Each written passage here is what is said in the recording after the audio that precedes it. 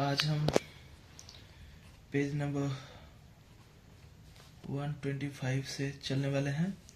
और page number 125 में हम क्या देखेंगे कि सबसे पहले तो वीडियो का इंट्रोडक्शन देते हैं कि ये जो वीडियो है ये पार्ट 4 है, सॉरी पार्ट 5 होगा। ये पार्ट 5 है और पार्ट 5 का ए है, पहला पार्ट है। पार्ट 5 का ए है ये। आज 5 बार है। तो आज जो हम चर्चा करेंगे वो पेज नंबर 125 एनसीईआरटी को ध्यान में रख के चर्चा करेंगे।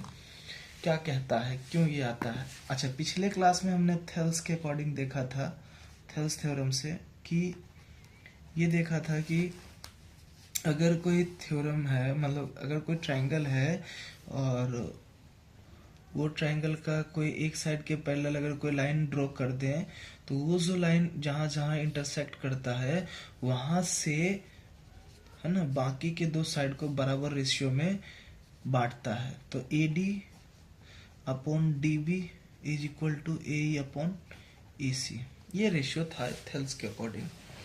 अब अभी जो हम पेज नंबर 125 में जाने वाले हैं, अब हम ये देखने वाले हैं, जो आज हमारा डिस्कशन होगा वो इस पॉइंट पे होगा कि कन्वर्स ऑफ थेल्स थ्योरम पे होगा। कन्वर्स ऑफ थेल्स थ्योरम थोड़ा सा चर्चा कर देते हैं कि कन्वर्स ऑफ थेल्स थ्योरम का मतलब क्या हुआ। जैसे हमने पिछले क्लास में क्या पढ़ा था कि एक लाइन जो है वो पैरेलल है, तो जिस पॉइंट्स पे इंटरसेक्ट करते हैं तो उस पॉइंट से जो रेशियो बनता है वो क्या होता है, इक्वल होता है। कन्वर्स ऑफ थेल्स में क्या होगा कि कह देगा कि अगर एक ट्रायंगल है और अगर वो ट्रायंगल का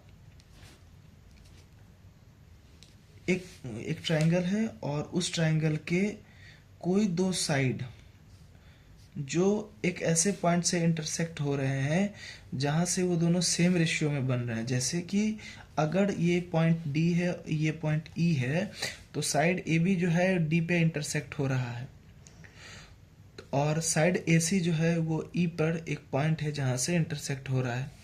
और ये इंटरसेक्ट हुआ तो कहा कि AD का DB के साथ जो रेशियो है, अगर वही रेशियो AE का EC के साथ है, मतलब ये आपको दे दिया जाएगा, तब कहेगा देन ये कहेगा कि तब अगर ऐसा होता है तो ये जो DE लाइन है जिसके द्वारा ये रेशियो इक्वल हुआ, DE जो लाइन है जिसके द्वारा ये रेशियो इक्वल हुआ, वो लाइन ना थर्ड साइड के पैरेलल होता है, यानी BC के पैरेलल होगा। देन तो हमें ये प्रूव करना है कि DE जो है वो पैरेलल है BC के।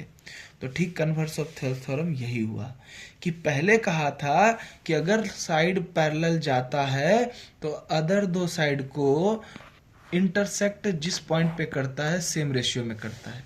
और कन्वर्स ऑफ थेल्स में कहा कि अगर कोई पॉइंट है दो साइड पे और उस पॉइंट को मिलाने वाला लाइन, अगर ज्वाइन करने वाला जो लाइन है वो अगर सेम रेशियो में बांट करके ज्वाइन कर रहा है तो वो लाइन तीसरे साइड का पैरेलल होगा। यही बात कन्वर्स ऑफ थेल्स थ्योरम है।